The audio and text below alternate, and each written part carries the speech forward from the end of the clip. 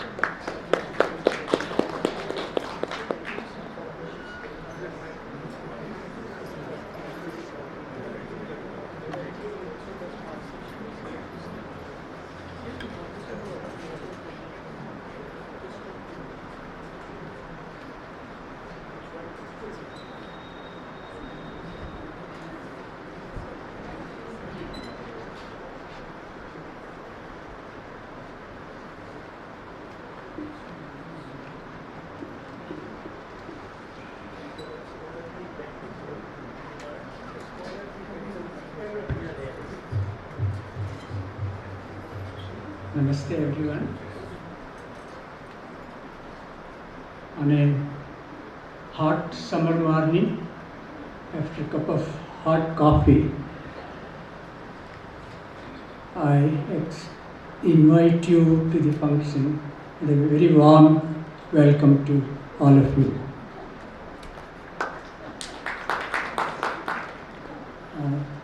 My brother would have completed 100 years on 15th April. So we thought it fit to have a commemorative talk. Mr. Krishna Prasad has kindly consented to deliver the address, and Professor Srinath has very kindly consented to preside over the function. I extend a very warm welcome to both of them. Please.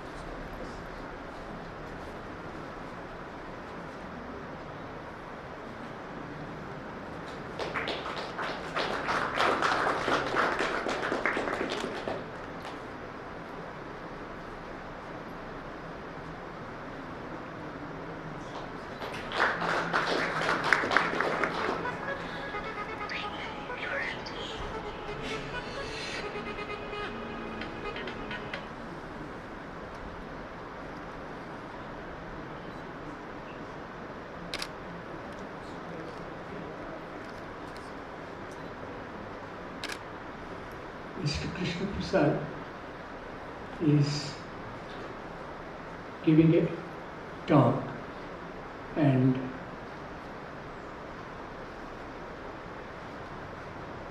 the delusion we are all in after the creation of an enchanted atmosphere by the media is going to bring us down to reality.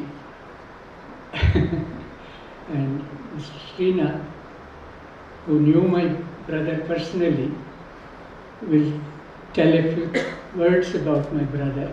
And his father, CDN, and my brother were very close friends and had mutual respect for each other in their work. And I clearly remember when my brothers used to visit Dvanya Loka and talk about it a lot afterwards, the great work that CDN started. It's being continued now by C.N. Srinath. Just a few words about my brother. He was the eldest among the 8 siblings, and I am the youngest. And we are separated by 21 years between us. So he used to joke, we are distant brothers. So even in distance, those days Mysore and Delhi were quite far. It was not so easy to travel. We had to go by train, changing in Chennai. And that was a uphill task. Yeah. And my brother studied in Maharaja's College.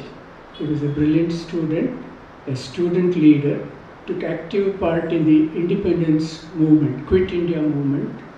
He was jailed for that twice, and then he completed his education, and his favorite teachers were Professor Rollo and Professor Eagleton.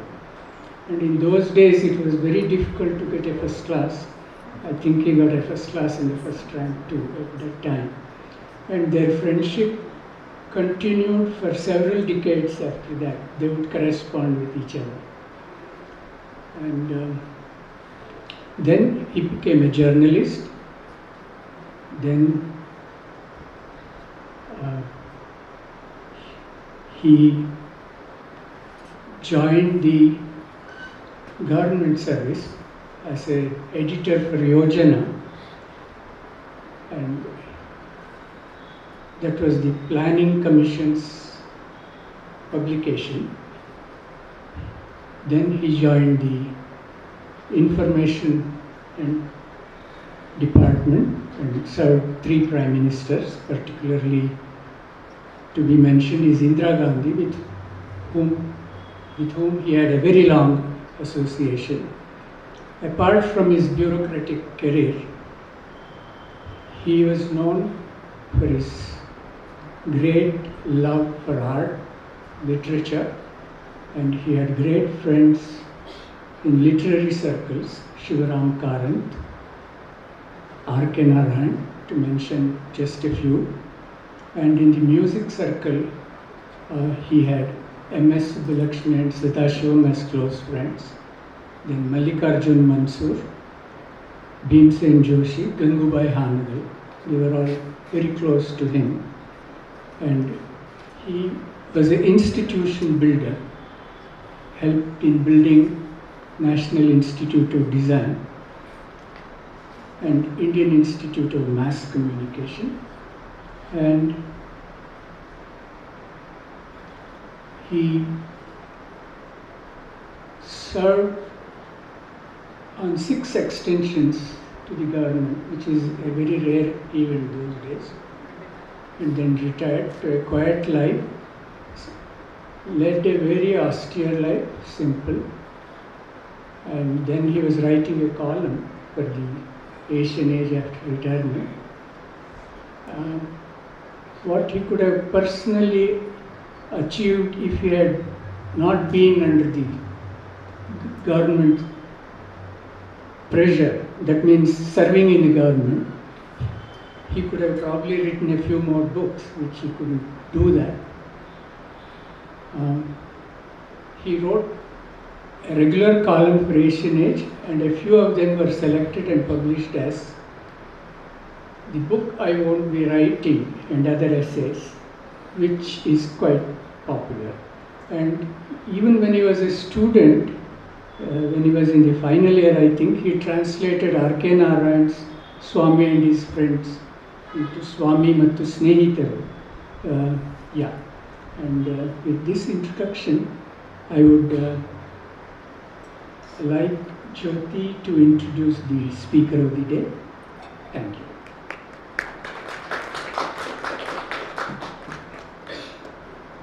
A very good morning to all of you. I have great pleasure in introducing the speaker of the day, Shri Krishna Prasad. Shri Krishna Prasad is former editor and editor-in-chief of Outlook magazine and a former member of the Press Council of India, representing the Editors Guild. His most recent assignment was as Group Editorial Officer of The Hindu. In a 36-year career in journalism, Krishna Prasad has worked in 4 cities and 6 publications, including the Indian Express, the Times of India, and the Sunday Observer. He publishes 2 globally recognized blogs, Churmuri on his hometown Mysore and Indian Journalism Review, and appears regularly on news TV channels in multiple languages. Part of the team that founded Outlook magazine 24 years ago, Krishna Prasad was one of the 2 Indian journalists who broke the cricket match-fixing scandal. Hailed in the New York Times as one of India's brightest young journalists, Krishna Prasad founded the world's first daily technology newspaper, Tech Mail. Currently adjunct faculty at the Asian College of Journalism, Chennai, he has taught journalism on 3 continents and has been guest speaker at the Lal Bahadur Shastri National Academy of Administration, Shimla, the Indian Institute of Management, Bangalore, National Law School, University, Bangalore, and National Defence College, Delhi, among other institutions. Interestingly, he has also been the editor of Vinod Mehta's Mr. Editor, How Close Are You to the PM? And our own Mysuru's T.S. Satyan's Alive and Clicking. Incidentally, T.S. Satyan, the famous photojournalist, who was a very close friend of my uncle, Sri HYS Prasad. So we are very thrilled to have you here with us. As a one-time leg spinner, he stirs everything anti-clockwise, including the sugar in his filter coffee. So we are waiting. Let's see which way we move today. Thank you, sir.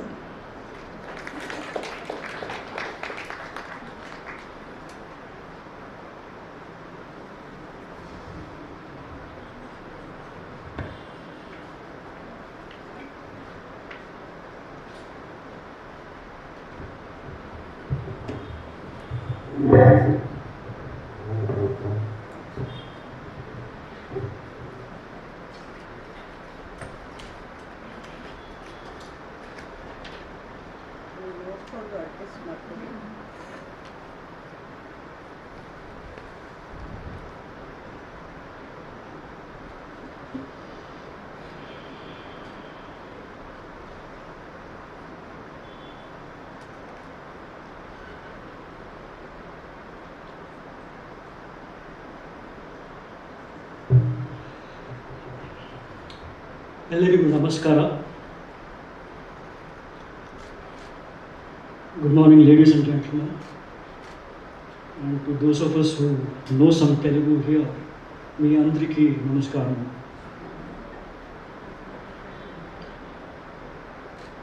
It's an honor and a privilege to be asked to speak at the centenary of Sri HYS Prasad. And I hope I am audible at the rear of the auditorium. It's an honor and a privilege to be asked to speak at the centenary of Mr. Sharda Prasad. And I thank the organizers of this event, the Devageetam Charitable Trust and its trustees, Srimati Neeraja Achyuta Rao in particular, and Mr. Mukunda, for inviting me to do so. Both for personal reasons and for professional reasons, this commemoration means a lot to me, and I hope to be able to do justice to the task I have assigned myself. I certainly seek your blessings. Before I say anything, I just want to flag one part, which is that we are in the midst of one of Mysore's most remarkable families. We have many families in Mysore which are renowned for wealth over generations. We have many families which are renowned for their own professions for a number of reasons. But I don't think there is any one family as remarkably accomplished as the Sharda Prasad family, and not just Mr. Sharda Prasad himself. We will talk about Sharda Prasad, but we should also spend a little time talking about his brother Mohan Ram, Dr. Mohan Ram, was a world-renowned botanist. Mr. Mohan Ram's son, Rahul Ram, is known as the lead singer of Indian Ocean, the band, but Rahul Ram is an environmental toxicologist from Cornell University. Environmental toxicologist. Sharda Prasad's own two sons, Sanjeev Prasad teaches at IIT Delhi, and his other son, Ravi Vishweshwara Prasad, is a well-known telecoms expert. Even while I was preparing for this lecture, and this is a prepared lecture, or a talk actually, Nirja Achyutarao texted me that they had another event in Bangalore last Sunday in commemoration of one of her other brothers, not just Sharda Prasad, but Mr. Narayan Dutt, who was a well-known Hindi journalist. So this is a truly remarkable family, and I think we in Mysore should be really grateful for such a family who have carried the city's name far beyond the city and not just for wealth. Exactly 18 years ago, I was fortunate to attend the release of the Kannada translation of Mr. Sharda Prasad's book, the book I won't be writing. The event was held in Bangalore. Mr. Sharda Prasad was then 82 years of age and in quite fragile health. Another well-known Mysorean, the photographer and writer T.S. Satyan, who was his junior by a few years at Maharaja's College, Mr. Satyan was in attendance at that event, as was the retired civil servant Chiranjeev Singh. For an hour and more, we in the audience sat and gaped as a slew of Kannada adjectives flowed like the Kaveri in spate to describe the book's author, Mr. Sharda Prasad. Deep and beautiful words like Sajjanike, Sahajate, Saralate, Shraddhe, Swavalambate, Panditya. These were the wonderful words that emerged from that event 18 years ago. And it gave us a glimpse of a Mysore and an India we cannot recognize today. Mr. Satyan recounted that when Sharda Prasad was arrested in the Quit India movement in 1942, the whole college, repeat, the whole college turned up at the court to hear the judge pronounce the judgment. The 18-year-old Sharda Prasad was given an 18-year term, an 18-year sentence.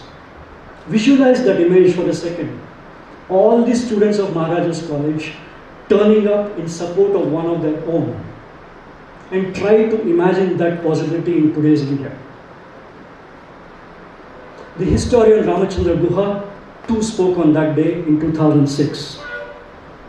He paid tribute to Sharda Prasad's elegant and refined prose, which he said conveyed wisdom, civility, and humaneness. Dr. Guha recounted a sentence from a book, which you can see outside. Dr. Ramachandra Guha recounted a sentence from a book Sharda Prasad had done with Satyan on Karnataka in the 1970s.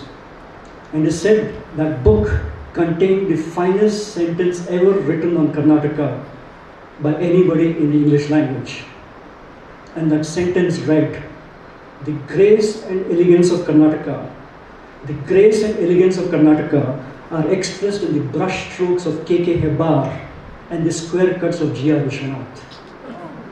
That is the prose of Sharda Prasad. But the man who took away my breath that morning in 2006 was Justice M.N. Venkatachalya. The former Chief Justice of the Supreme Court of India had been a long-time resident of Delhi. He had seen Sharda Prasad from up close, from close quarters, and in 3 short minutes, unlike me, in 3 short minutes, Justice Venkatachalya captured the essence of Shauri, which is what Mr. Sharda Prasad was known at in home and elsewhere by his close friends. Quote, Justice Venkatachalya said, "Sharda Prasad is an extraordinary life in our times. He represents a kind of civilizational culture. He is a 16 Annas Mysorean, but he is also an 18 Annas Indian. He is a great gift of Mysore to the country who epitomizes modesty, humility, and simplicity. But concealed behind all that is tremendous learning and great scholarship. Justice Venkatachalaya could have just stopped there. But he then painted an analogy that I've never been able to take out of my mind. It's been in my mind for 18 years. It will perhaps be in my mind forever. Justice Venkatachalaya said, this is a beautiful piece of prose, please listen. Justice Venkatachalaya said, in our simple but wonderful culture, connubial felicity used to be the thought behind a husband bringing a mada of Mysore Malige to his wife, a small packet of Mysore Pak, maybe even some Nanjangud Rasbada. To that connubial felicity, we can add the graciousness of Sharda Prasad, Justice Venkatachalaya said. And said also, please do not treat this as a triviality, it has deep meaning. So ladies and gentlemen, I give you a moment to visualize this picture, to savor the words that we hear from Justice Venkatachalaya. Mysore Malige, Mysore Pak, Nanjangud Rasvade, and Sharda Prasad with connubial felicity. You can look it up to see what it means. By remembering Mr. Sharda Prasad as we do today in the city he grew up in and was educated, we remind ourselves of the civility and sobriety and the integrity that he brought to his life and his conduct. We only need to open our newspapers. Switch on our phones, or turn on our TV sets to see how these qualities, these quintessentially Mysore qualities of civility, simplicity, humility, modesty, honesty, integrity, how these quintessentially Mysorean qualities elude so many with far more humble abilities and accomplishments, and with such regularity. Not for Sharda Prasad, the need to betray the secrets of the Prime Minister's office to feed the gossip mongers. Not for Sharda Prasad, the need to evaluate the Prime Ministers he served to curry favor with a new one. Not for Sharda Prasad, the need to suck up and earn a sinecure as a governor or an ambassador or something else somewhere else.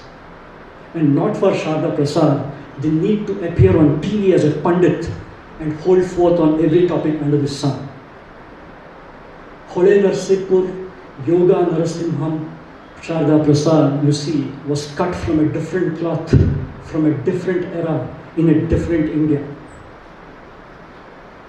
Mr. Sharda Prasad was often asked as to why he did not write a book, a tell-all book on the 30 years he spent in government service. And Mr. Sharda Prasad had a fantastic couple of paragraphs. It has been remarked, he said, it has been remarked that if you keep a diary, the diary will keep you in your hour of need.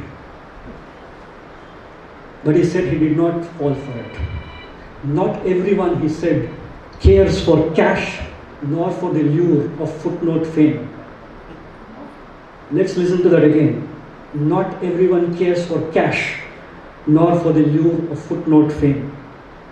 Sharda Prasad was Indira Gandhi's information advisor when she imposed the emergency in 1975. Everybody wanted to know more about her from the vantage position Sharda Prasad enjoyed. But Sharda Prasad did not feed the wolves. I spoke to the journalist H.K. Dua, who served two other prime ministers as media advisor. He served I.K. Gujral and H.D. Deve Gowda. And Mr. Dua told me, because Mr. Dua was an active journalist, an active political journalist at the time during the emergency, and Mr. Dua told me that Sharda Prasad felt that Indira Gandhi was a nationalist, a true nationalist, but not a crude nationalist of the sort who we know today. In an outstanding paragraph of great English prose, Sharda Prasad further elaborated on why he had not written a book on his PMO days. Listen to this fantastic paragraph. Suppose you have no urge to project yourself or play the justifier of God's ways to man or man's way to other men. Suppose you have no relish for being dismissed as a toady and certainly not as a traitor. Suppose you feel that what you know might not be the whole truth in the Rashomon kind of ambivalence of events. Then you will come to the same conclusion as I have and not write the book everybody expects. You will refrain from wanting to etch your name like a schoolboy on a small tree in the forest that is history. That is Sharda Prasad's fantastic prose. You will refrain from etching your name like a schoolboy on a small tree in the forest that is history. That is the wisdom, that is the gnana that spectacularly failed Sanjaya Baru, who was Manmohan Singh's media advisor. Sanjaya Baru wrote about his own boss a book titled The Accidental Prime Minister. 10 years later, history has judged Dr. Manmohan Singh better, as Dr. Manmohan Singh himself predicted. Therefore, let me quote one last time Sharda Prasad. Sharda Prasad said, "A few Judases there are like M.O. Mathai, who was Jawaharlal Nehru's media advisor. A few Judases there are like M.O. Mathai, who want us to believe that the saint had cloven hooves." You see, this is the kind of prose that is Sharda Prasad. There are 3 compelling reasons for me to feel proud to be speaking in memory of so evolved a man. But I'll only mention 2 of them. Before he became the towering figure in Indian public life, and indeed after he drew his curtains on it, Mr. Sharda Prasad was a journalist writing in newspapers and magazines. He started his career at the Sunday Standard or the Indian Express in 1945. He was a Nyman Fellow of Journalism in 1956 at Harvard University. In 1956, I can challenge you, in 2024, if you ask 90% of journalists, they won't know what the Nyman Foundation is in 2024. And Sharda Prasad wrote columns for the Asian Age and Deccan Chronicle in the evening of his life in the 1990s. Journalism was the bookend of Sharda Prasad's career at its start and at its finish.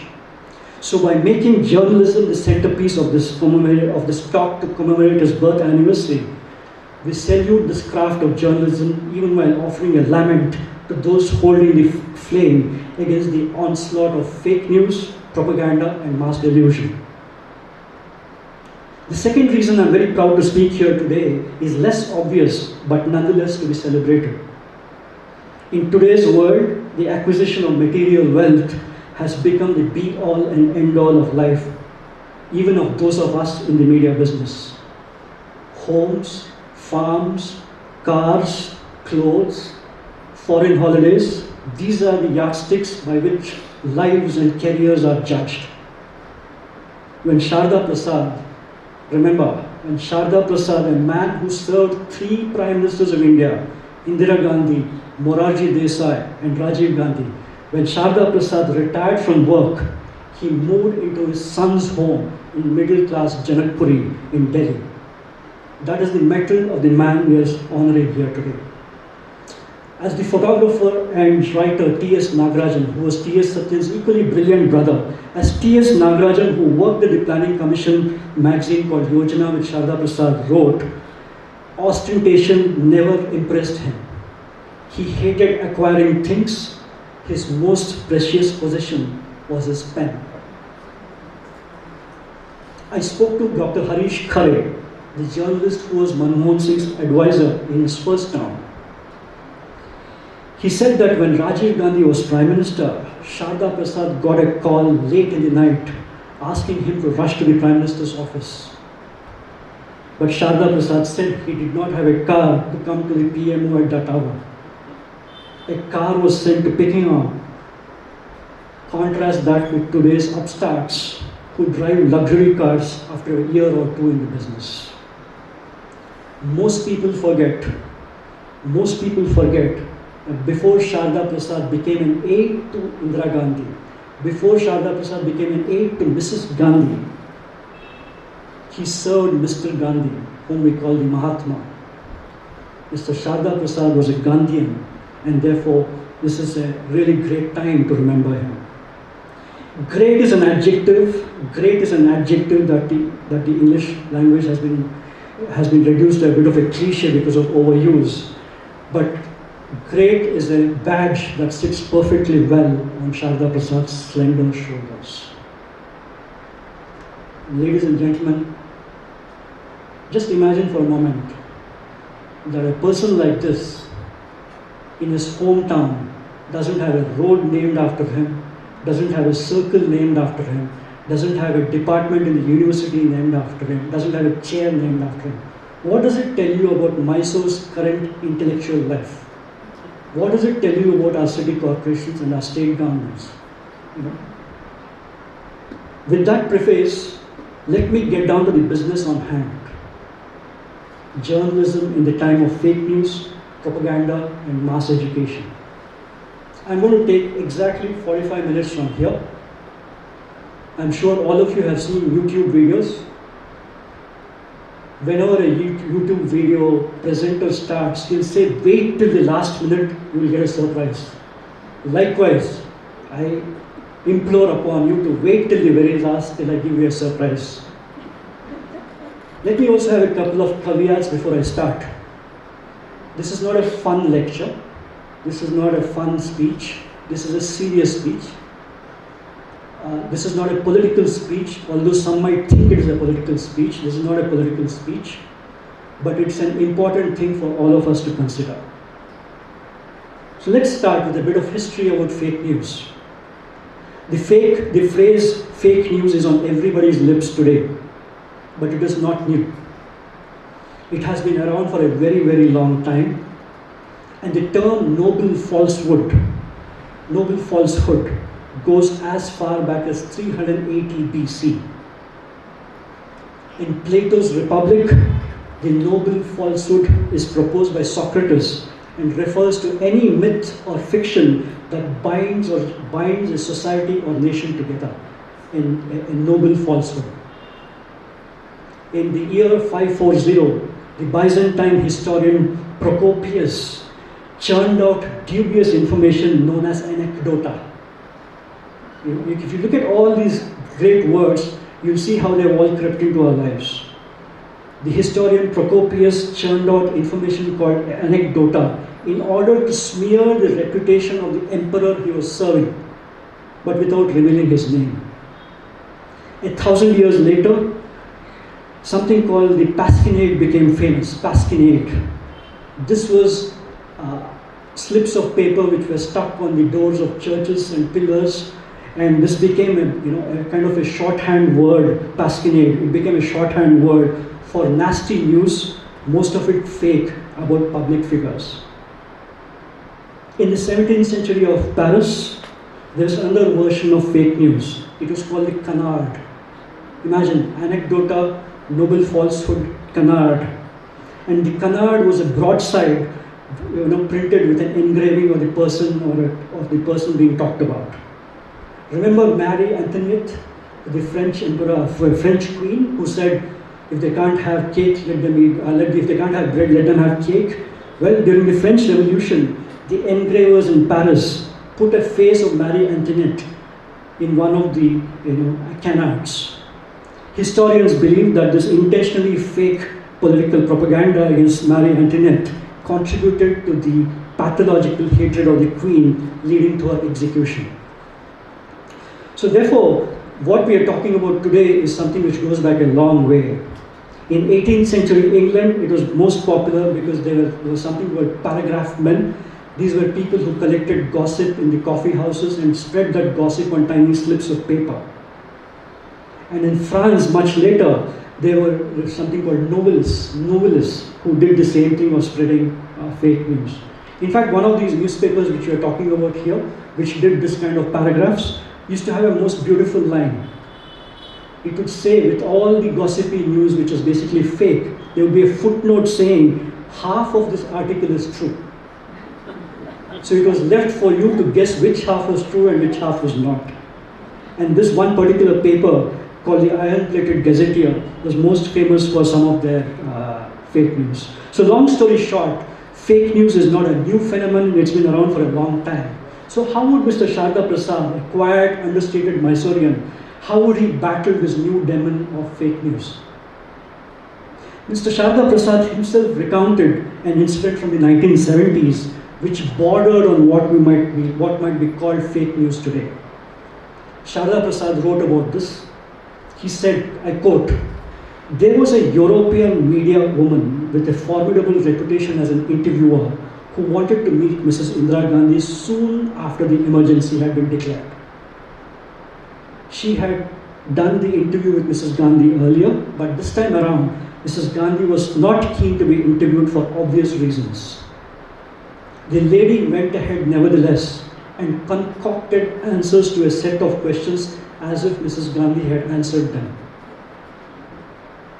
By way of providing color and authenticity, she described how the journalist, and Mrs. Gandhi walked hand in hand down the stately staircase of South Block. And there, at the entrance of the building, was a beggar and a convenient cow, which dropped its dung on the beggar as if on cue the moment the Prime Minister appeared. And the journalist who's concocting the story says, Mrs. Gandhi held my hand and said, this is democracy. Mr. Sharda Prasad recounts this in 1994. Mr. Sharda Prasad does not tell us how the Indira Gandhi government hit back, as the current words are. Mr. Sharda Prasad does not tell us how the Indira Gandhi government hit back at the celebrity interviewer. Was her visa revoked? Was she denied entry into India again? Was she hounded by the government's ministers? Was her country's ambassadors called in for a chat? We don't know.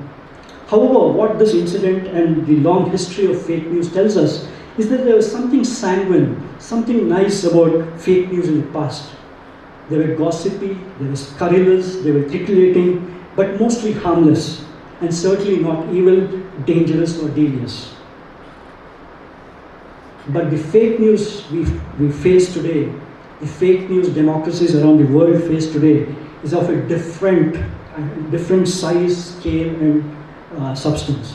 Its methods, its magnitude, its motives are all very, very different. Unlike gossip mongers in the past giving flight to their imagination for a few cents and shillings, you now have whole governments and government departments and political organizations dedicated to the task of fabricating and disseminating lies on an industrial scale. Unlike a few hundred or a few thousand people receiving fake news in a small geographical area, you now have entire cities, countries, and continents which are susceptible. Unlike the prurient taste of a few citizens being quenched by a paragraph of fake news on a sexual peccadillo, you now have deadly real-world consequences of fake news. Bigotry, hatred, lynchings, killings, wars, ostracism, ethnic and religious genocide. And unlike just a few peddlers with the resources to publish fake news, you now have hundreds of millions of people with the power to spread the misinformation and disinformation to every corner of the globe from their own pocket at nearly no cost. Never have democracies faced a bigger challenge to distinguish between right and wrong, good and bad, fact and fiction, truth and lie. What enables this is technology, usually owned by big corporations and usually available in abundance to the highest bidder. And what facilitates this is also the user-friendly platforms whose algorithms, unlike the noble falsehood of ancient Greece, these algorithms are designed to incite and divide. To keep its users engaged and to retain their attention for as long as possible, these technology platforms tailor their algorithms to reward the outrageous and the provocative. The more incendiary, the better. Which is why a man called Jair Bolsonaro or Jair Bolsonaro, a divisive, misogynistic, homophobic, anti-minority, pro-business, climate change denier, called Jair Bolsonaro, when he entered the office of President of Brazil in 2019, the crowds were not chanting his name, the crowds were not cheering his name, they were shouting, Facebook, Facebook, Facebook, WhatsApp, WhatsApp, WhatsApp, because it was his online campaign on those platforms funded by the country's conservative business lobby, which had endlessly forwarded and re-forwarded his bile and propaganda that had put him in power.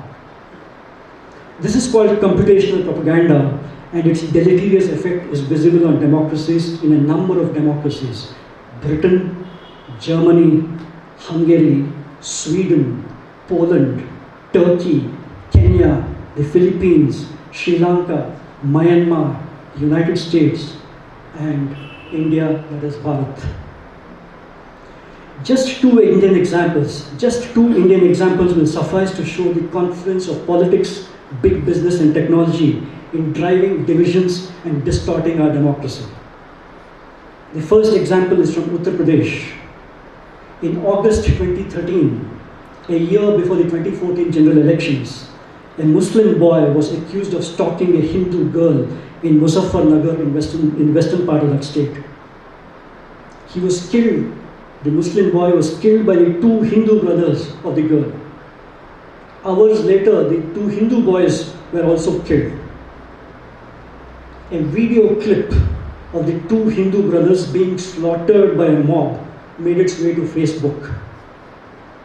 In a communally charged situation, the Facebook post was forwarded thousands of times. It resulted in Hindu-Muslim clashes. Over 50 people died. Over 40,000 people had to flee from their homes, most of them Muslims. This is a textbook case of the dastardly directions fake news can take us.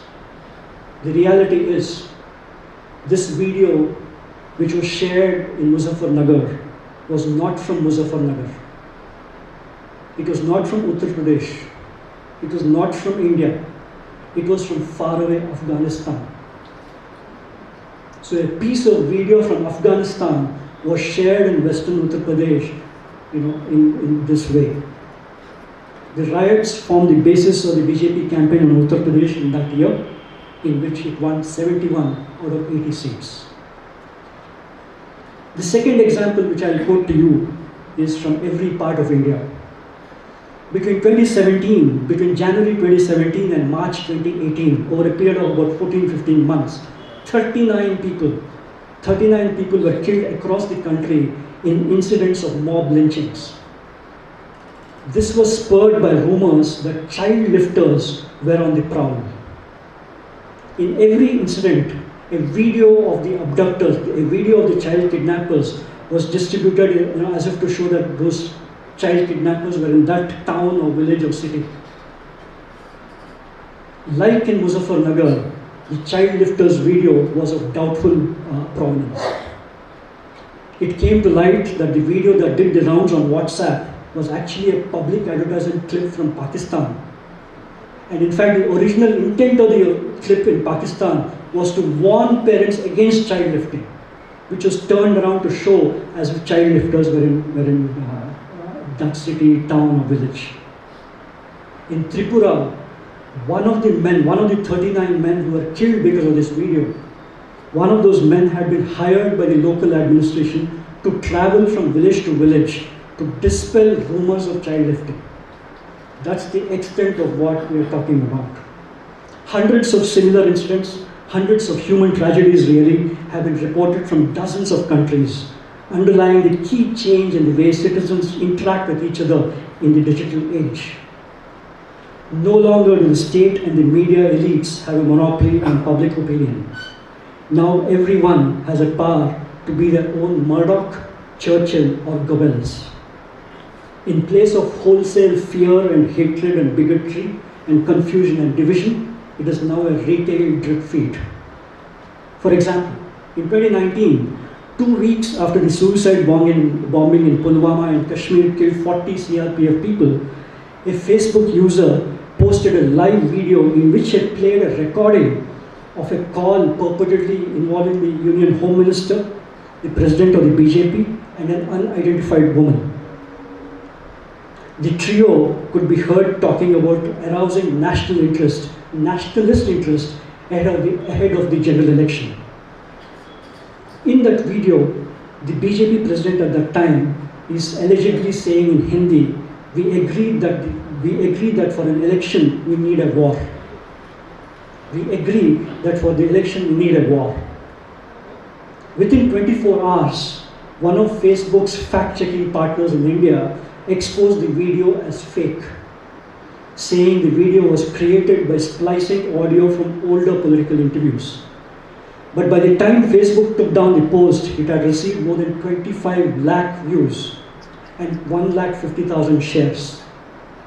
Edited versions of that video you can find on YouTube even today. As Mark Twain, we don't know if it was Mark Twain, but as Mark Twain is supposed to have said, a lie can travel halfway around the world before truth can put its pants on. So little wonder then that the World Economic Forum's 2024 Global Risk Report of the World Economic Forum says that India faces the highest risk of misinformation and disinformation this year. A risk higher than infectious diseases, illicit economic activity, wealth and income inequality, and labor shortages. India's risk is high and growing higher because of the disturbingly close and documented proximity of platforms like Meta, Google, and Twitter, plus companies like Reliance Jio and the ruling party and its supporters. It's an established and documented fact that Facebook worked closely with Narendra Modi even when he was Chief Minister of Gujarat to supercharge his online presence. In the years since he became Prime Minister, Modi and BJP have developed their online operation into a sophisticated machine that includes a huge troll army of paid and voluntary supporters who help spread the party's message, quote-unquote message, on WhatsApp, YouTube, and other platforms. In 2020, the reputed business newspaper Wall Street Journal, exposed Facebook's role in fueling communal hatred and poison in India for business prospects. Communal hatred and poison for business prospects. A few days after the piece, after the investigation, one of the paper's own columnists, a man called Sadanand Dhume, wrote, and I quote verbatim, "In the West, the primary threat from fake news often comes from foreign governments. For example, Russian bots allegedly trying to sway American or French voters." I quote again, "In India, the threat comes from friends of the ruling party." That's the quote of Sadanand Dhume after Wall Street Journal exposed Facebook's proximity to power in this country. Let me give you one other extra example, which is quite interesting. On one of the WhatsApp groups, just last week, I saw a government officer put out a small little video warning people of fake news. A government of Karnataka officer putting out a video warning people against fake news. One of the commentators instantly asked, you are in government, should you be putting this out?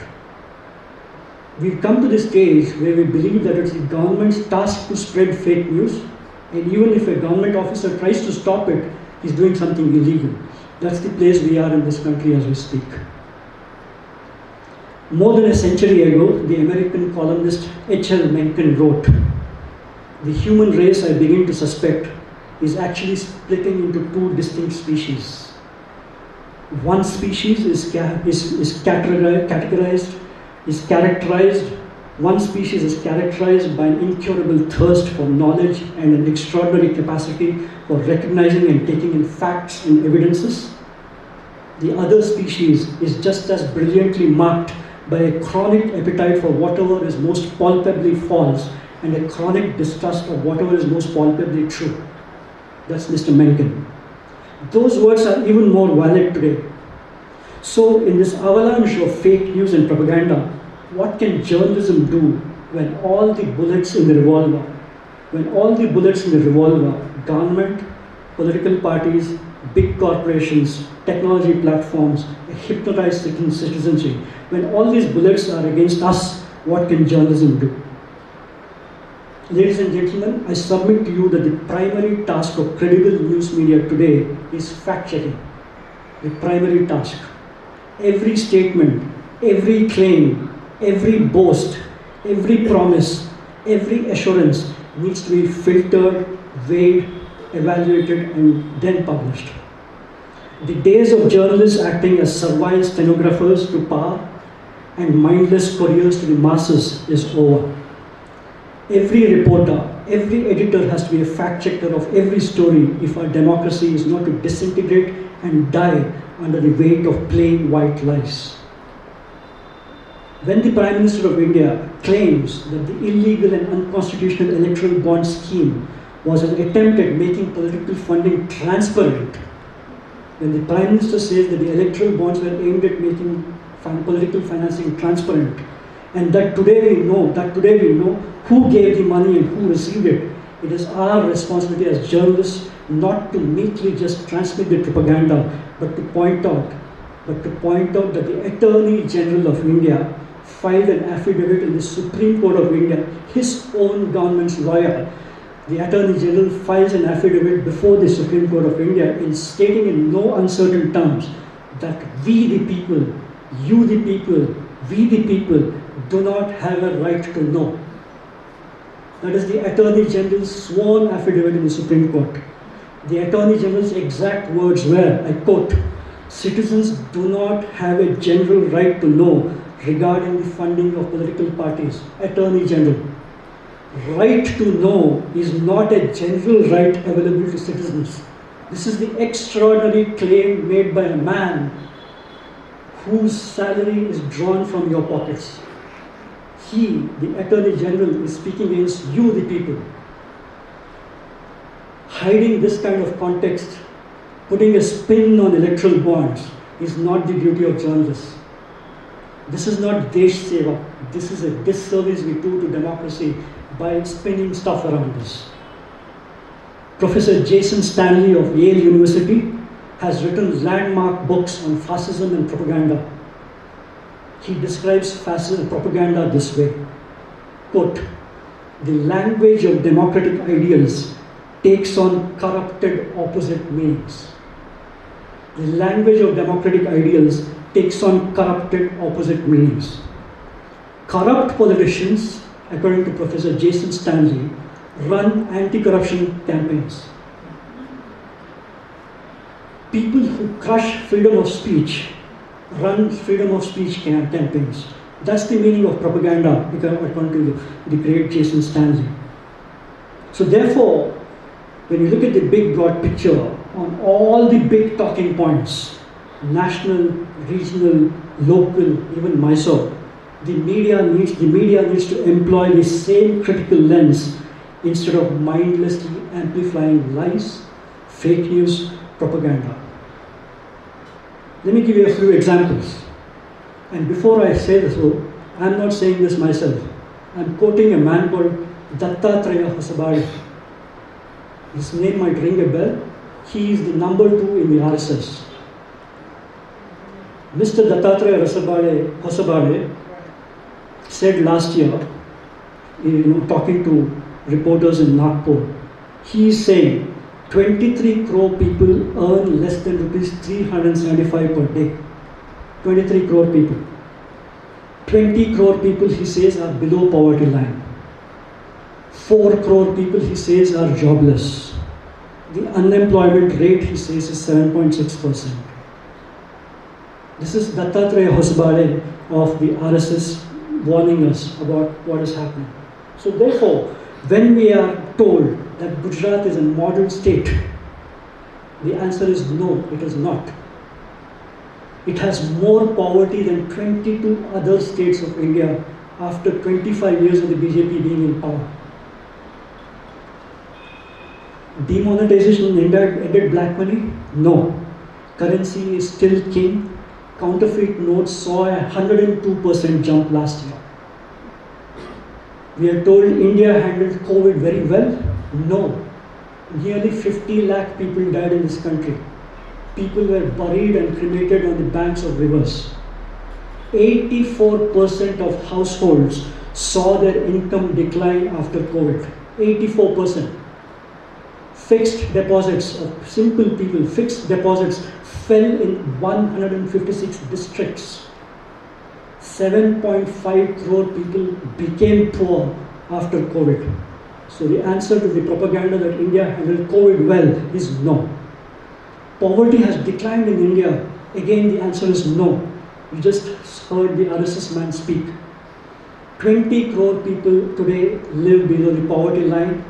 The government of India supplies free food grains to 85 crore people. So poverty has not ended. That's propaganda. Farmers' incomes have doubled? No, that's propaganda. The only income of farmers which has risen is because of the sale of their agricultural lands, not because of their farm produce. Incomes have gone up? No, it has not. Believe it or not, the income of agricultural workers, construction workers, and agricultural workers has gone up by less than 1% in the last 9 years, according to official data. 3 big categories of people: construction workers, agricultural workers, and agricultural workers. The incomes have gone up by less than 1% after factoring inflation. So therefore, incomes have gone up? No. Employment has gone up? The answer is no. That is propaganda. 42% of graduates today in India are unemployed, according to the latest numbers out of Pew Research. 42%. If you look at your own WhatsApp, you will see that IIT students are finding it difficult to get jobs. 36% in IIT Bombay have got no placements this year. So employment has gone up? The answer is no. Emergency was bad? Yes, of course, emergency was bad. But do you know what the position of India is on the World Press Freedom Index? It is 161 out of 180 countries. 161 out of 180 countries is the state of press freedom in India in 2024. Azadi Ka Amrit Mahotsav, that is propaganda. India's democracy is falling on every single index across the world, every single credible index. We are now called a flawed democracy, illiberal democracy, electoral autocracy, and an elections-only democracy. These are the many adjectives people have used to describe India's democracy. Pointing all this out, pointing out all these propaganda and repeatedly and bravely is not Deshdrohi. This is our national duty, to point out what is wrong with this country. The media scholar George Brock spells out the role for journalism in these tortuous times more precisely in his book called Out of Print. He says, and I quote, "Journalism is the systematic attempt to establish the truth of what matters to society in time for that information to be useful. The activities that define journalism still matter, even if the context in which they are done has changed. There are 4 core tasks that journalism should perform, which can be better done by people trained and experienced in this work. And the 4 tasks, according to Professor George Brock, is verification, sense-making, witness, and investigation. These are the irreducible core of what can be distinguished as journalism, and they are the basis of the trust on which it relies." Mr. Sharda Prasad would readily agree with Professor George Brock's contestation that we should check, cross-check, and double-check. In that same spirit, I decided to cross-check and double-check Mr. Sharda Prasad himself. You remember the story I told you about that European journalist meeting Indira Gandhi? Well, Mr. Sharda Prasad said that she had concocted an interview with Indira Gandhi after the emergency, in which he said, which can be seen as a kind of piece of fake news. That journalist was a legendary Italian journalist called Oriana Fallaci. She was a self-described historian, but a very fine journalist. And there were very few people in the world, very few world figures who could say no when she asked for an interview.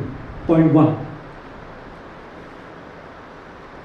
She writes an account of her meeting with Indira Gandhi, which Sharda Prasad says did not take place.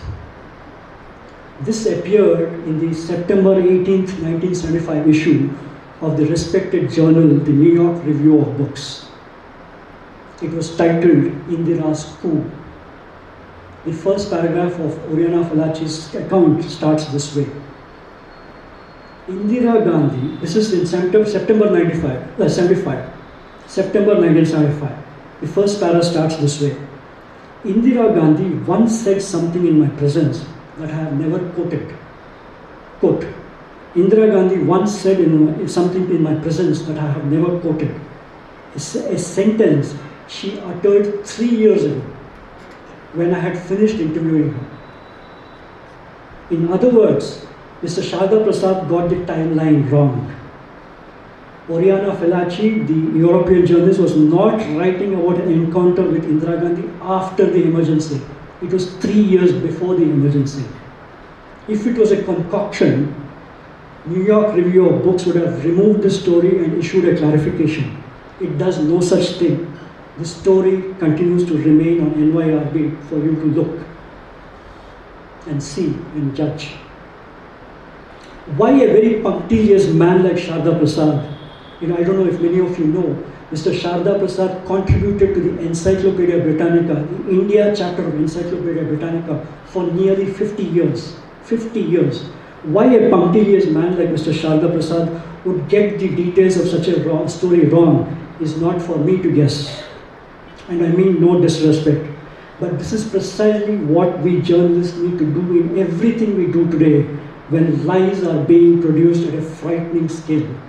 Check, cross-check, double-check. Nicholas Kristof of the New York Times says, we in journalism should be in the lighting business, not the heating business. But you should not leave this task to just journalists alone. You, and I mean every one of you in this audience, as a media consumer, must demand more from your newspapers, news channels, and news websites.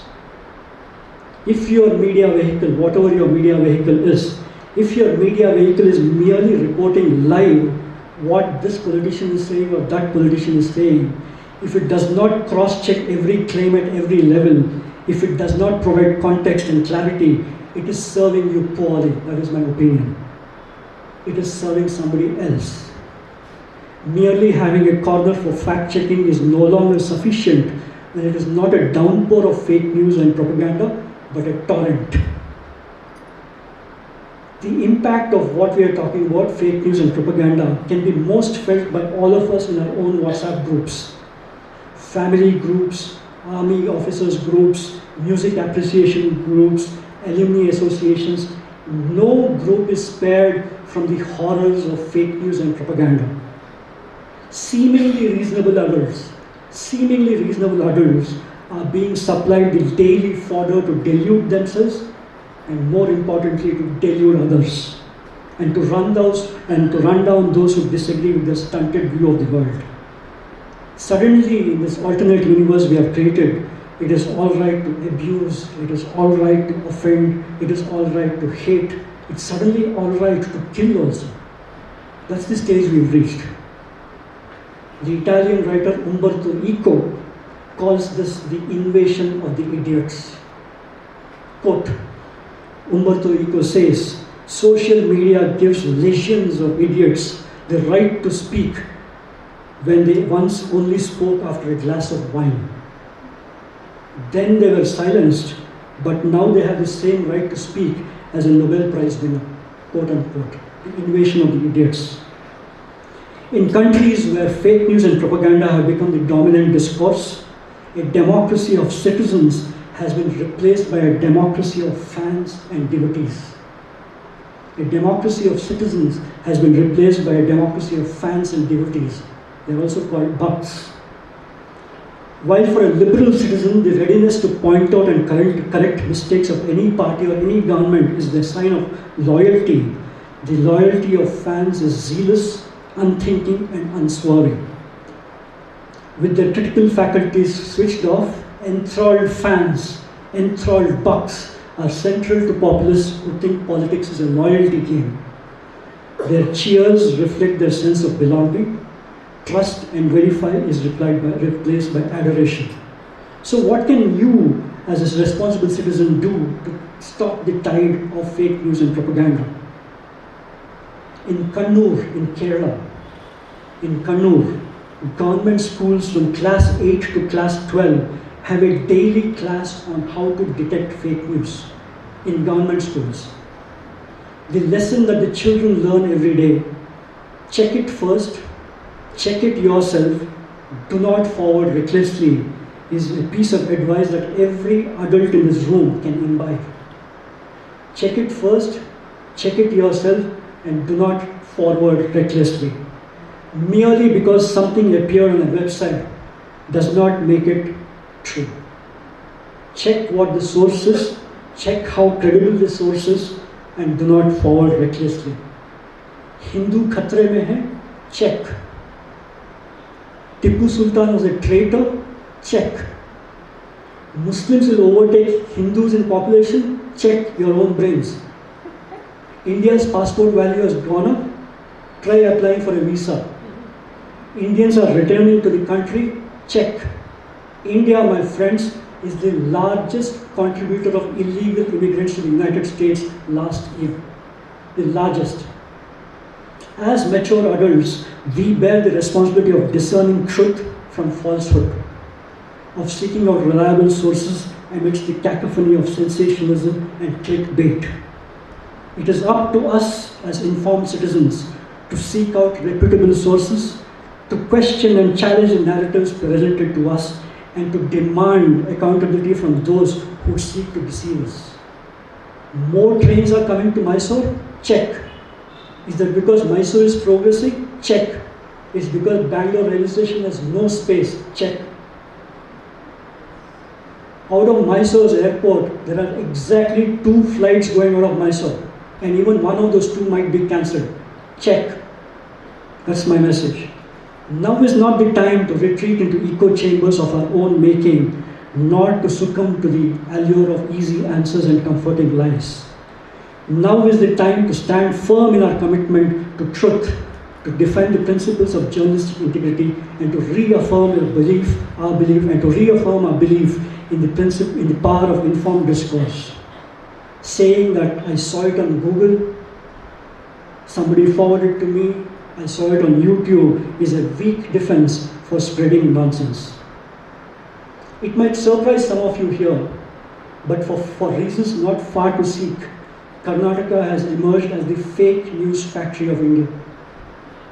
Fabricators of news who can twist words, images, and videos, who enjoy the patronage of serving union ministers and a couple of members of parliament, some of whom are contesting this election. The fabricators of news have found their way in Karnataka. Their wild, hateful output makes its way into newspapers, TV channel, and social media. It finds a ready audience in the urban, literate, prosperous pockets of the state who happily participate in the crime. But as the assembly elections in Karnataka showed last year, India's democracy is mostly being saved by the poor, the illiterate, and the rural who are unconnected, who can see through this false news and propaganda, and who can bring their lived experience to the ballot box. Ladies and gentlemen, in the 2023 assembly elections in Karnataka, BJP used 150,000 workers to spread propaganda on WhatsApp. I am not saying that. The newspaper, Washington Post, reports this, that 150,000 people were employed by BJP to spread propaganda in the elections last year. The newspaper's source, Washington Post source, was a man called Vinod Krishnamurthy, the head of BJP's social media cell at that time. The Singapore-based Channel News Asia, CNA, you can find it on your Tata Sky. CNA reported just last week that the BJP IT cell hired 2 lakh people to work propaganda in the Uttar Pradesh elections 2 years ago. Other parties have also followed suit, like AAP and Congress and DMK and TMC, but nobody has been able to achieve the kind of scale that BJP has. The rise of fake news and propaganda has sown seeds of doubt and division, and eroding trust in the very institutions designed to uphold the public good. And as the lines between journalism and entertainment blur, sensationalism takes precedence over accuracy, further muddying the waters of public discourse. Caught in this maelstrom, journalists have become the object of much abuse and derision, both at the hands of newsmakers and news consumers. This is mostly for partisan reasons. In a deeply polarized India, for most citizens who now wear their ideology on their sleeve, newspapers and news channels and news websites are no more than a device to validate their view of the world. When their view and that of their own media vehicle concur, there is praise and acceptance. When the two clash, there is ridicule and rejection. But as the great Colombian writer Gabriel Garcia Marquez, who called himself a journalist even after winning the Nobel Prize, as Gabriel Garcia Marquez said, journalism is a biological necessity of humanity, quote unquote. Journalism is a biological necessity of humanity. The WhatsApp forwards, the YouTube clips, what little searches you make comes from credible news sources. So like it or leave it, you need journalism. Mr. Marcus wrote a book in 1985 titled Love in the Time of Cholera. The title of this talk, Journalism in the Time of Fake News, Propaganda and Mass Delusion, draws its inspiration from Mr. Marcus's book. After all, it was Mr. Marcus himself who called journalism the world's best profession. So in my one final thought, I'm extremely happy to have spoken at an event when we are talking about God here, that we are speaking at a time at an event hosted by Devageetam, this song of the gods. Before I close, I leave you with one famous quotation. I leave you to guess the answer. Who said this? Indian journalism is written by drummer boys. Indian journalism is written by drummer boys to glorify their heroes. Never has the interest of a country been sacrificed so senselessly for the propaganda of hero worship. Indian journalism is written by drummer boys to glorify their heroes. Never has the interest of the country been sacrificed so senselessly for the propaganda of hero worship. Sounds like India in 2024? The answer is it was B.R. Ambedkar in 1942. With that, ladies and gentlemen, I thank you very much for your time. I hope you had something to absorb. I promised at the beginning of this speech that there is a surprise. Here is the surprise. Besides fake news and propaganda and mass delusion, journalism faces an even bigger challenge. It comes from something called artificial intelligence, AI. AI generates words and images at rocket speed, and it really baffles you. So I pose this question to AI. How would AI write the text of the speech? So I put this question to AI and said, can you give me the text for the speech? Microsoft has a program called Copilot. It runs on ChatGPT. It generated the text in 30 minutes. That text is available for you. If you can leave your email, etc., I can send you a copy of both this speech and this postscript of 3 pages, which is generated by AI. Okay? Thank you very much for your time.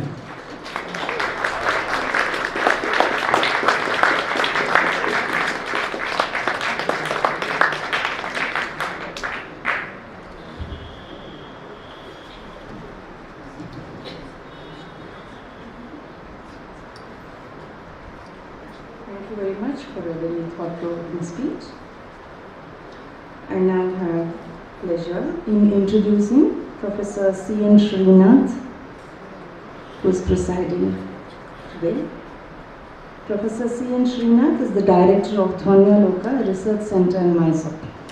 He is the editor of the Literary Criterion and Sarasa, a translation journal. He is also the author of several critical works and poetry in English and Kannada and short stories. He has recently published a novella, The Enigma of Choice. He has translated from English to Kannada, from Kannada to English, as well as Telugu to English. His translations include well-known works like The Old Man and Sea, Iliad's Wasteland, and Four Quartets. He continues to publish poetry in the original and also translations. Over to Mr. Srinath.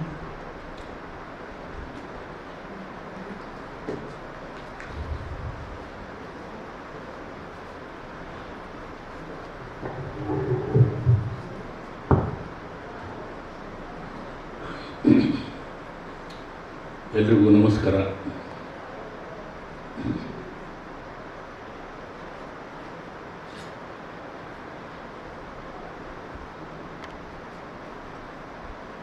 The speaker of today, Mr. Krishna Prasad, elders and friends,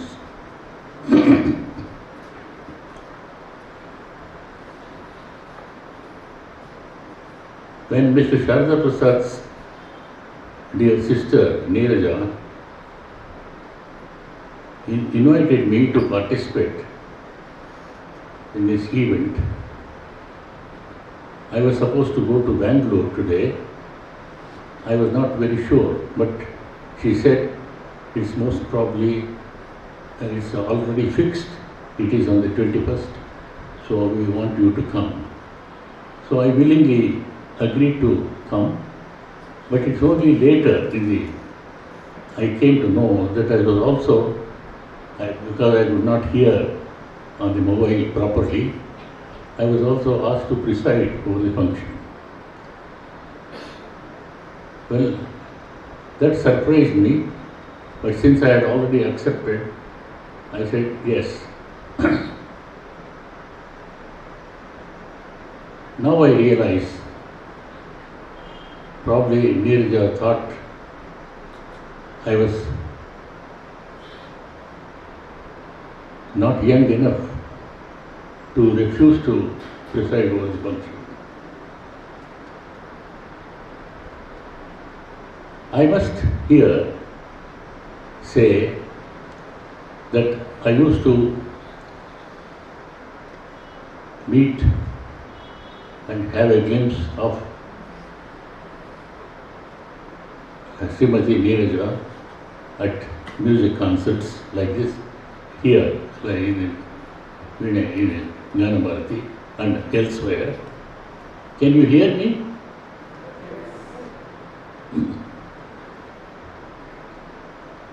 And I was most impressed. She appeared to me as the very picture of grace, of poise and maturity, qualities which I have always associated with Sri Sharda Prasad.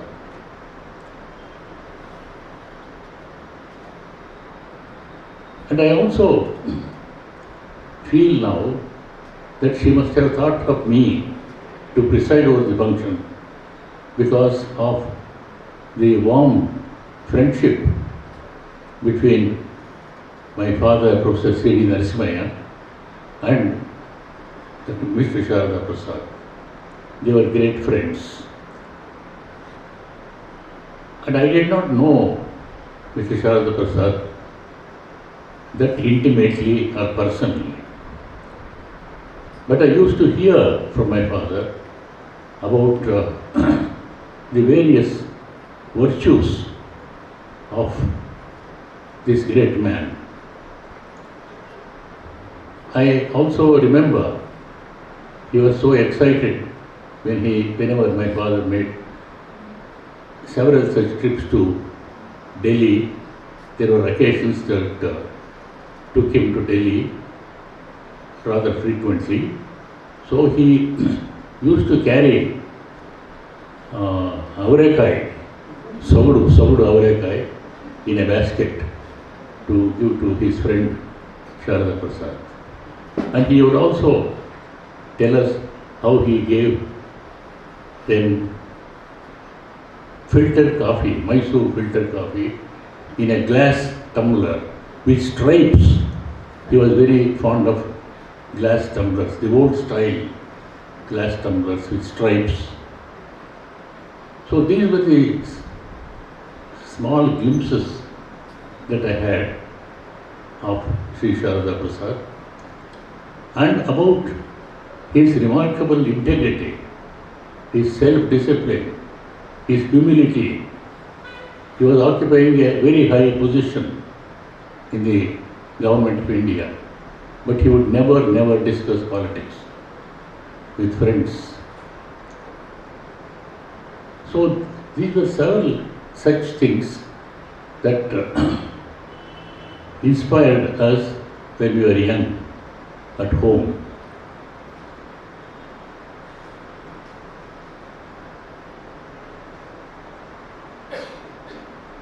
And after some time, after a few years, when my father had established his research center, Duniya, he had an occasion to invite Mr. Sharada Prasad to give a lecture, because we all know that he was Information Secretary to the 3 Prime Ministers.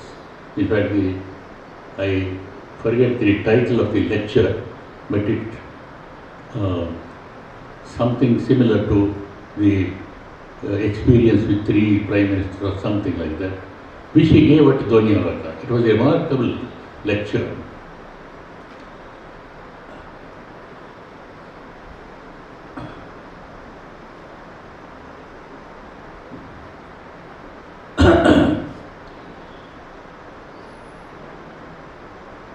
And that lecture was very inspiring, I must say.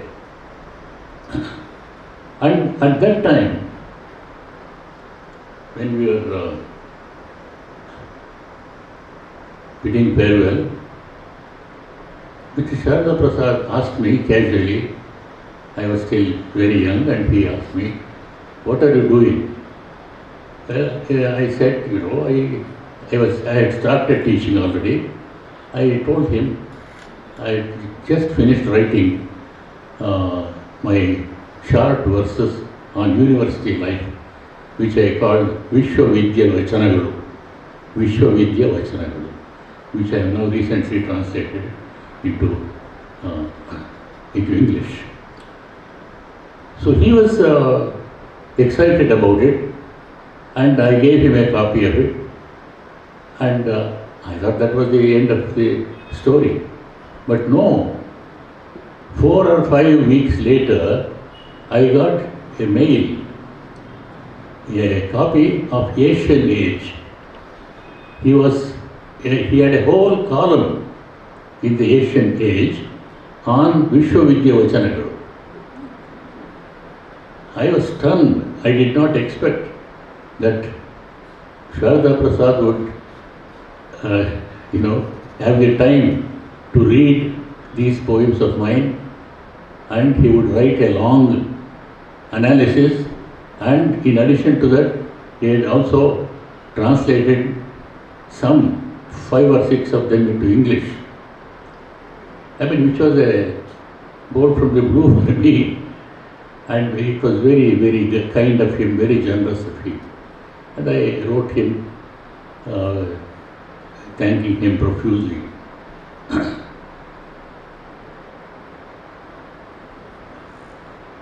And most of you probably know here that he had varied interests.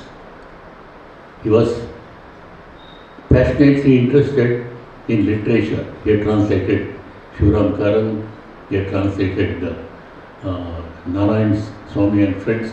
In fact, I was so impressed with the Swami and Friends and I wanted to translate that.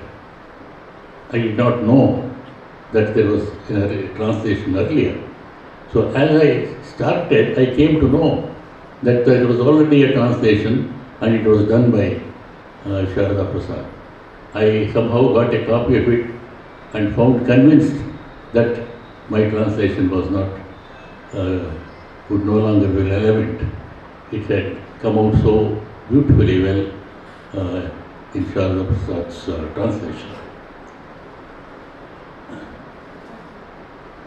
So these were the things that I remember most, the remarkable qualities of the man, his integrity, his honesty, self-discipline, and humility, and a maturity, a sobriety, where all these things are unfortunately vanishing in the leaders of thought, in the leaders of action today.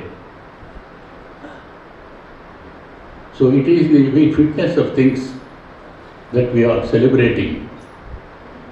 The life, because this is the centenary year, the life of an individual who has sacrificed so much and who has lived his life so fruitfully, with such grace and dignity and honor.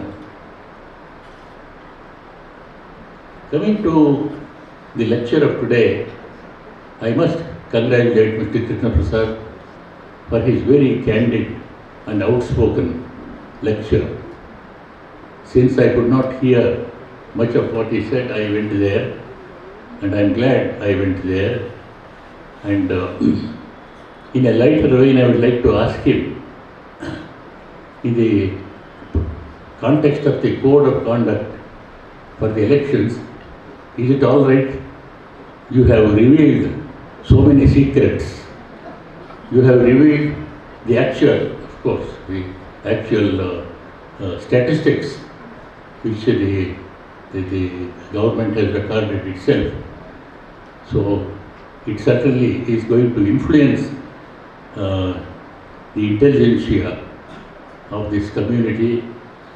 Hopefully, I don't know. But this is something which we have been witness to several definitions of democracy now, during the course of this lecture. There is no one democracy. The very notion of democracy itself keeps changing, which is most unfortunate, most unfortunate. And this is the time of the election, and I don't know. I only hope that the true democracy will somehow prevail in spite of all the onslaughts against that. And finally, I would like to congratulate and thank Srimati Neeraja and her brother Mr. Mukul for thinking of this very important event. And in the beginning, I was a bit apprehensive about the attendance, but the hall is almost full, and this speaks volumes for the kind of relationship that our elderly generation had with Sharada Prasad. And I must also mention here that I have published several collections of poems, and one of them is called Mysore Poems. It will be, I did not get a copy of it, but it's all about Mysore. It's all, as Mr. Krishna Prasad during his talk mentioned to us about Mysore Park, about Nanjangudu, Balehanu, and Veledele, and so on and so forth, to be associated with Sharada Prasad. Though he lived all his life in Delhi, his roots were in Mysore. His heart was in Mysore. And that again reminds me of my father being invited by Mrs. Indira Gandhi when she was Prime Minister to take care of the Nehru papers at Deen Murti House. She wanted him to be the director of Deen Murti House. And he said, Madam, because he was the first man and even today the only one who has written on Nehru as a writer. And he felt so grateful to Mrs. Gandhi for thinking of him. And he would certainly have accepted it. But then his roots were in Mysore. He was basically a teacher and he could not stay away from the classroom. So these were the reasons. And if the government permitted him to work from Mysore, he would certainly do it. But that was not practical, that was not possible. Anyway, so this is the kind of relationship that these two great friends, Mr. Sharda Prasad and my father, Professor CDM, had for Mysore. So Mysore, they were lured by Mysore. Their roots were in Mysore. And I am very glad that this event has taken place in Mysore and you are all here. Thank you very much.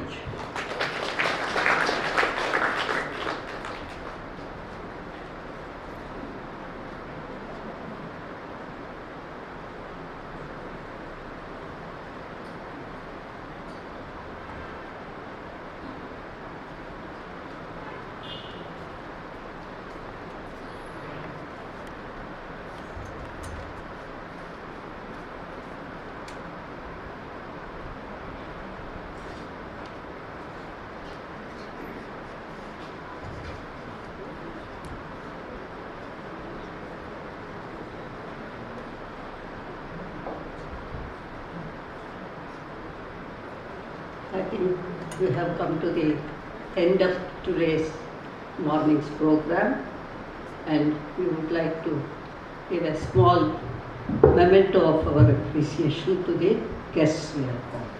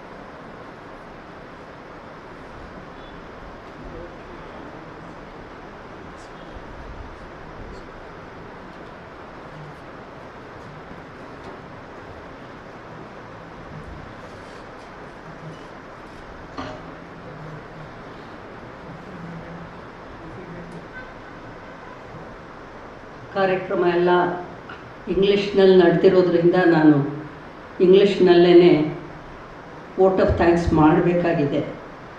ಅದಕ್ಕೆ ಮುಂಚೆ ಇವತ್ತಿನ ಬೆಳಗ್ಗೆ ಜನ ಬರ್ತಾರೋ ಇಲ್ವೋ ಅನ್ನೋ ಒಂದು ಭಯ ಇತ್ತು. ತುಂಬ ಕಡೆ ಮದುವೆ, ಬೇರೆ ಬೇರೆ ಸಮಾರಂಭಗಳು, ರಾಮನವಮಿಗಳು ನಡೀತಾ ಇದೆ. ಆದರೂ ನೀವೆಲ್ಲ ಇಷ್ಟು ಮಂದಿ ಬಂದಿರೋದು ನನಗೆ ತುಂಬ ಸಂತೋಷ ಆಗಿದೆ. ಅದು ನಮ್ಮ ಅಣ್ಣನ ಬಗ್ಗೆ ನಿಮಗೆಲ್ಲ ಇರೋ ಒಂದು ಪ್ರೀತಿ, ವಿಶ್ವಾಸ, ಇದರಿಂದ ಇದು ಸಾಧ್ಯವಾಗಿದೆ ಅಂತ ತಿಳ್ಕೊಂಡಿದ್ದೀನಿ. Respected President, Chief Speaker of the day and friends, it's not with great love and respect that we remembered my brother Sharda Prasad, known to his friends and family as Shauri. Shauri was a simple, straightforward, and very warm inside, but outwardly an undemonstrative person. He remained the same throughout my 67 years of association with him. He would write to me or talk to me over the landline that was popular some 20 years back. Whenever he heard good music, he would write to me. We, his siblings, were 8 in number, were sure to receive a letter every fortnight or at the most 1 month, even when he was in the PM's office. We can only say that we were fortunate to have a brother like him. As the eldest son of the family, he set for us an example of love, affection, on which kept us together as one unit without sibling jealousies and fights. I thank Sri Krishna Prasad for a very eminent journalist, very busy with his work, who graciously agreed to be here and give us a brilliant, thought-provoking speech on today's hot topic. I thank Dr. C.N. Srinath for readily agreeing to preside over today's function and speak about Shauri. His father, Professor Sidian, as he was popularly known, and Shauri were very good friends. Whenever Shauri was at Mysore, he was sure to visit him, and he had even delivered a memorial lecture at Panyaloka. Srinath spoke about Shauri's association with Professor Narasimhaya. I thank him profusely for sparing his good time and to be with us. He is perhaps one of the few people who knew Shauri to be talking about him today. I thank Ganabharti's president and office bearers for having given us this premises this morning. I profusely thank Srimati Mahalakshmi for all the arrangements she made. My sincere thanks go to Srimati Suchitra, Sri C.G. Ravishankar, and Sri C.S. Janardhan. I thank all of you who have graced the function with your presence to enable us to celebrate the birth centenary of Sharda Prasad, remembering him in your company. Thank you. Some of our friends have sent some best wishes for this centenary celebration. Dr. N. Ratna, Dr. Kashinath from USA, Srimati Ramana Simhan, and Sri Subbara. I thank all those for their best wishes, and I thank one and all of you.